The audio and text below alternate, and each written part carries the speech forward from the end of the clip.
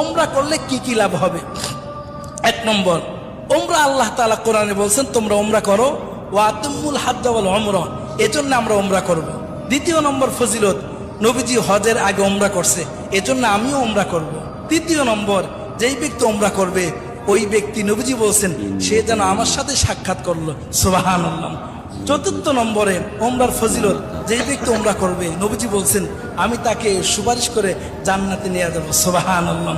পঞ্চম নম্বরে, ওমরা করতে গিয়ে আমরা বাইতুল্লাহতে নামাজ পড়ি, 1 রাকাত নামাজে 1 লক্ষ রাকাত নামাজ পড়ার সওয়াব পেয়ে যাবো, সুবহানাল্লাহ।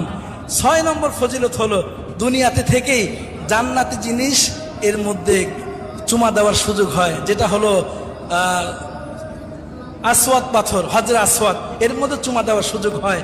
7 নম্বরে, ওমরা করলে জিন্দেগির গুনাহ মাফ হয়ে যায়। 8 নম্বরে, ওমরা করলে দোয়া কবুল হয়। 9